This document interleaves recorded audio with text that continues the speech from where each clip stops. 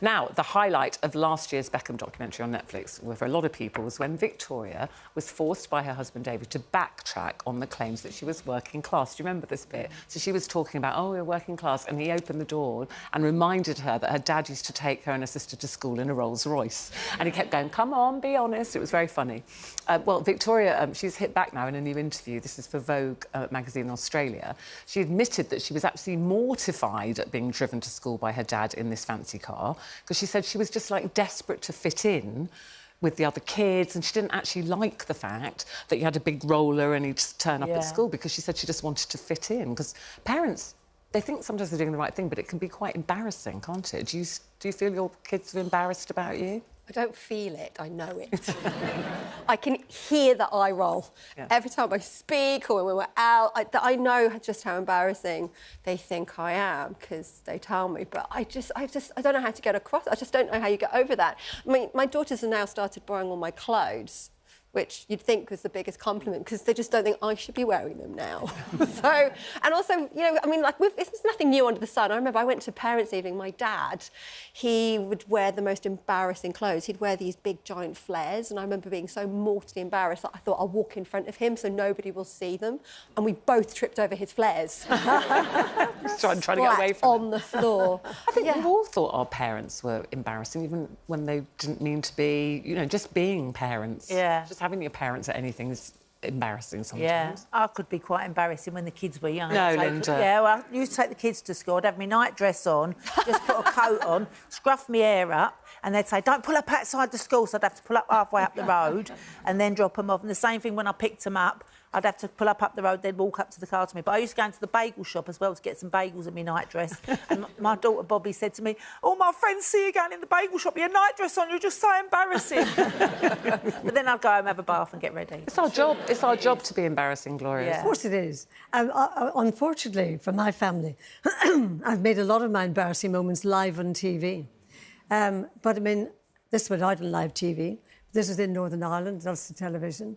And we had a brand new band, you know, a lovely boy band, and they were full of energy and everything. And apparently, and my son Michael still hasn't forgotten it. He thinks it's the most embarrassing thing I've ever said. And I said to him afterwards, do you know what? You're marvellous. You're just full of spunk.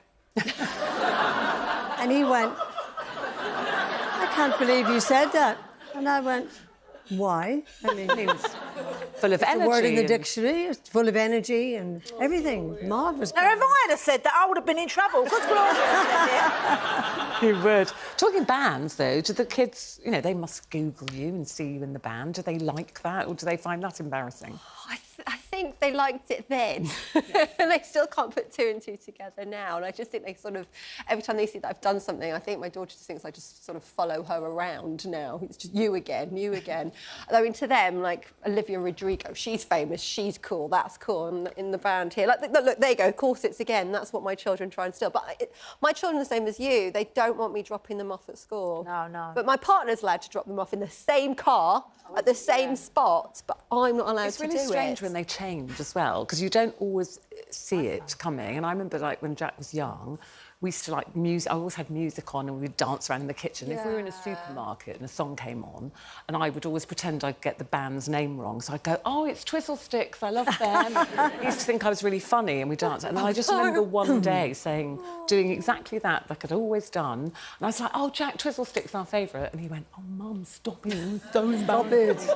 And then you know at that moment, don't you, go, oh, no, I've lost him. And then he went through a phase of, literally, he would come in and I'd go, morning. And he'd go, what? Morning. Do you want some breakfast? No. It was that. Actually, going back to Victoria's story about the roller, Cliff Richard tells this a true story. When he got his first hit in 1959, Move It, and he bought a roller. It was the first thing that he bought. And his sister, Joan, she says, he was the most embarrassing man. He would drive right up to the school gate in this posh roller, you know, all proud of it. And in the end, they had to say to him, don't do that. Just you park right round the corner and we'll walk right round the block. And they would never let him go to the school to pick them up. Yeah. And, of course, he wanted to show it off. Can I just say, if anyone wants to come and pick me up in a Rolls-Royce from the studio, exactly, I shall accept. Thank you very much.